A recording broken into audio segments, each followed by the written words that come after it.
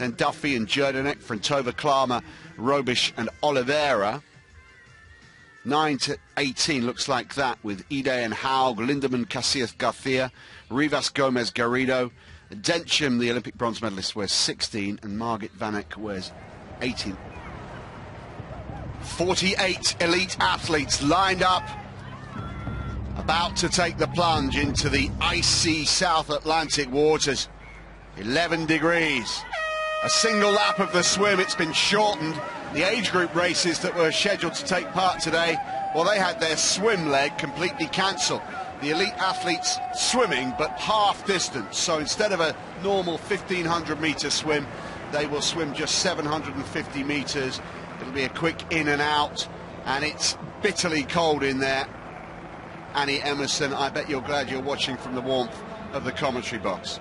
I most certainly am, Matt, and you talked about the weather conditions there, and of course they're around about 14 degrees. If they're below 14 degrees, then the swim needs to be reduced to 750 metres. If it's below 13, then the swim is cancelled. So I think this swim has just scraped through today, even though it's only half the normal distance. So this would be the swim distance that they would take part in a sprint race, like the ones we'll have in Hyde Park and Hamburg later in the season. So it's a distance that they're familiar with. It also gives them the chance to push the speed levels, and that will help in and out as quickly as possible.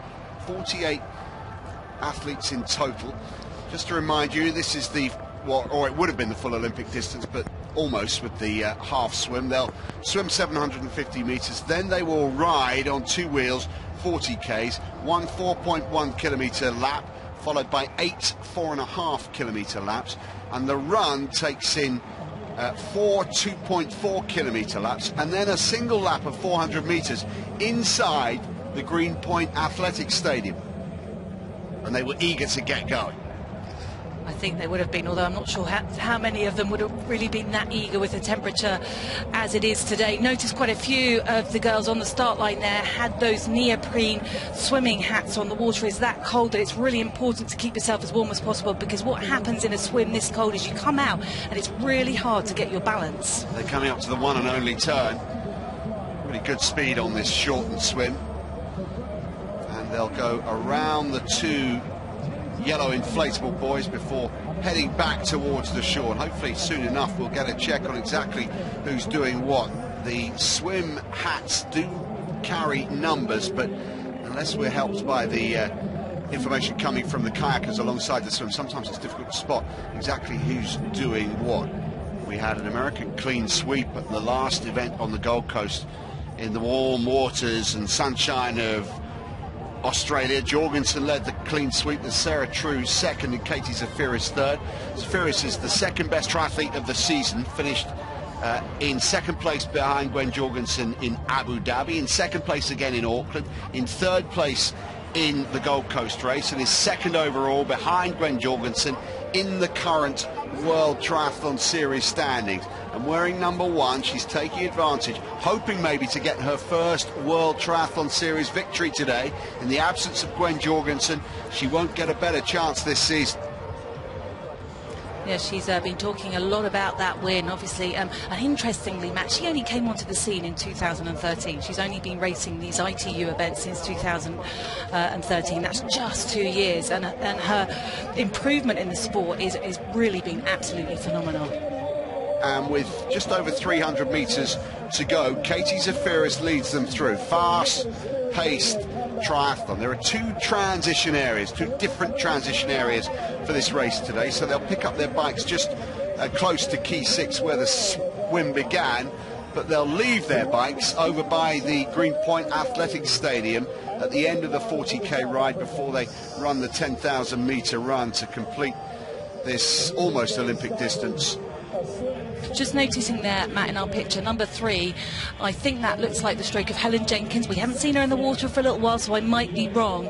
Yeah, 30 is the number. It's difficult to spot. 3 is Flora Duffy. She might not be too far away. 30 is Helen Jenkins. That might have been a 3, it might have been a 30. Hopefully we'll see Helen Jenkins come out of the water not too far behind the swimmer wearing number 1, Katie Zafiris from the United States of America.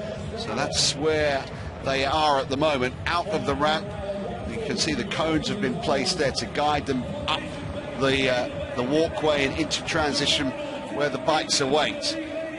8 minutes, getting on for 9 minutes for the first stage of this World Triathlon Series race in Cape Town. We began in Abu Dhabi on March the 7th, moved to Auckland on March the 29th. Round 3 took place in April on the Gold Coast in Australia, and now the coldest race of them all so far here in Cape Town. 9 minutes and 6 for Katie Zafiris. Pamela Oliveira out 3 seconds later for Brazil. Good swim from the Brazilian. Helen Jenkins, it was number 30 we saw. Jenkins in third, then Rivas and Klammer, Densham and Raby from South Africa. She'll get a big round of applause. Sarah True's right up there as well. Flora Duffy going well, has swum well all season. And the rest of them, so we're likely to get one quite substantial group forming at the front of the bike, unless the first 2 or 3 out of the water make a break of it. Here's Oliveira stepping out of her wetsuit, multitasking, helmet already on. And Nicholas Spirik, the Olympic champion, coming out about 45 seconds off the pace. The Olympic champion has been absent from the World Triathlon Series races for the last couple of years, making a return, maybe with an eye on defending her title in Rio de Janeiro next year, 2016. And we have a group of 4 formed at the front of the race. Yeah, looking at the swimmers coming out of water, well, Vicky Holland was there, about 30 seconds down, not bad from her. I think she, like Helen, will be using this as a bit of a test event. We haven't seen her, of course, race since the Commonwealth Games last year in Glasgow, where she won a medal. She too has been out with injury. So again, this is a bit of a test for Vicky Holland, just to see how her injuries are and where her fitness levels are. Group of 4.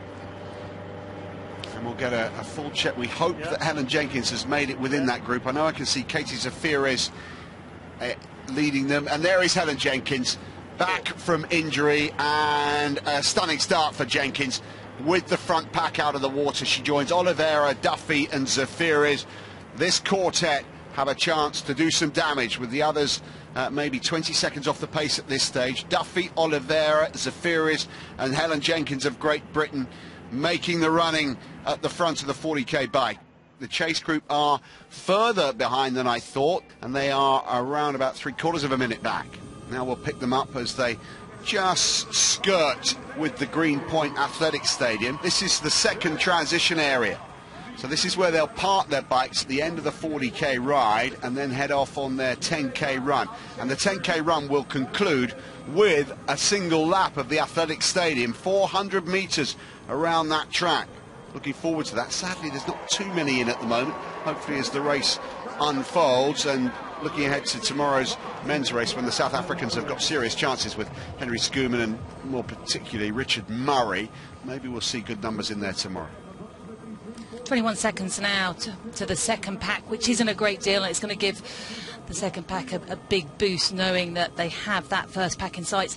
Flora Duffy there, just giving it a bit of a go. She raced and won the Asian Pacific Exterior Championships just a week ago. Incredibly strong on the bike, and as we know, a Commonwealth Games swimmer as well. She swam for Bermuda at the Commonwealth Games, so a great swim-bike combination. And as we've seen this year as well in Abu Dhabi, her run's starting to really pick up as well, and I'm expecting to see pretty good things from Flora Duffy in 2015. Yeah, third place in the Abu Dhabi triathlon and 5th last time out in the Gold Coast. And she's aware that this group are closing and trying to wake up the remaining members of that front quartet. In fact, we might have 2 groups of chasers coming together, and we could have a massive peloton forming if that happens.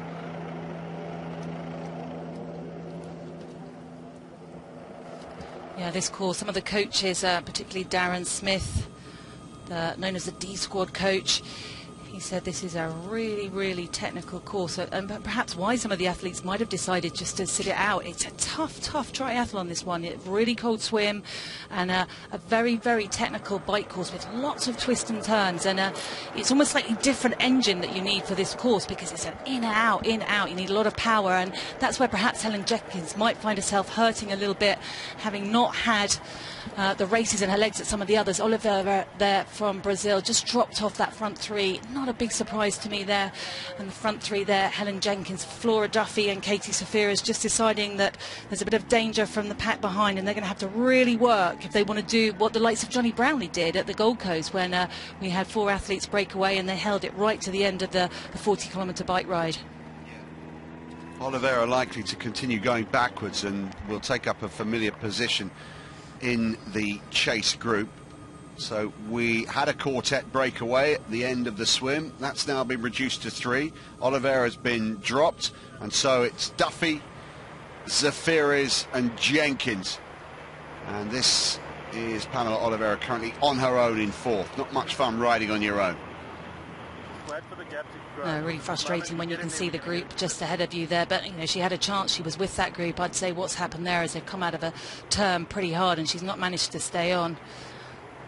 I think it's worth clarifying that the World Cup used to be the top level of triathlon, but then they introduced the new World Triathlon Series, which is effectively the World Championship, but spread over 8 to 9 races throughout the season. And WTS, the World Triathlon Series, which we're watching here, is now the pinnacle of the Olympic distance and sprint distance triathlon.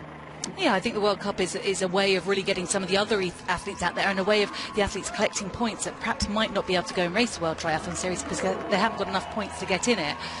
So although it's not a weaker event, it perhaps is easier to take part in a World Cup than it is a World Triathlon Series, because obviously here we really have only the best sort of top 50 in the world really racing. So 2 laps down and 7 to go. The first 3 are through, and then a gap of 11 seconds to Pamela Oliveira, and Spirig is leading the chasers, and they are seriously chasing now. The gap has been reduced to just 17 seconds, and if that continues, then by the end possibly of lap 3, lap 4, these 3 may well get swallowed up into that big group. Zafiris barking an order or 2 to Duffy and Jenkins. The leaders are being hunted down by the pack. Oliveira about to join the chase pack. She'll sit in at the back. And that's how far they've come. From 47 seconds behind to just 17 seconds adrift. Yeah, it's a difficult decision to make. You have a decent enough gap, but at the same time you're just wondering if expending all that effort when there's only 3 of you and the group's getting closer, do you just sit up and wait? And especially for the likes of Helen Jenkins, that's kind of not in her mentality to sit up and wait, but she hasn't raced for a long time, and she's going to need a few races in her legs to get herself firing properly, as we've seen her done in the past. A world champion twice over, 2008, 2011, and I think perhaps she needs to sit up here and just have a little bit of a rest and wait for the run. She's had injuries, but she's a great runner, and in this field I would put her well up there, even though she hasn't raced quite a long time on the run. So the front 3 quite well spread now. Somebody's dropped off that group. Katie Zafiris has lost touch briefly, I think, with Jenkins and Duffy. I think she'll re-establish contact now. Not an experienced cyclist, so sometimes the tight technical turns around the stadium may force her to ease up slightly to be sure of staying upright. Yeah, I mentioned that earlier. Jenkins, Helen is a great rider, and Flora Duffy, as we know, she races so well over the Xterra, which is of course where the road bike is replaced by a mountain bike, and technically also very, very good on the bike. So it doesn't surprise me that Katie Saphir is perhaps just having a bit of a tough time coming in and out of some of these tight bends. Girls here working really, really hard, really taking their turns, but I think with Nicola Spirig leading the chase pack on the front, she just doesn't give up ever, Nicola Spirig, and nor is she going to. She's only 20 seconds behind. Been doing a bit of bobsleighing this year as well. I mean, talk about multi-talented. She's been doing cross-country, bobsleighing, marathons. She's been on the track last year running 10s and 5s. Hey, and why not? You're an Olympic champion. Take time out, go and do other things, and then you come back to your sport perhaps refreshed. Is she planning maybe a Winter Olympic appearance? Possibly. There's two women bobsleigh is now an Olympic discipline, has been for the last couple. The Olympic Games coming up in South Korea, Winter Olympic Games in 2016. Do you think maybe Nicola Spirig might fancy representing Switzerland there? I think there are murmurs from the Sato camp, that she might do. I think, it's wide open for her. She's got an Olympic gold medal. She could go back and try and get another gold medal, or she could say, you know what, I'm going to go and try something else, and why not? So Spirig is leading the chasers. The leading three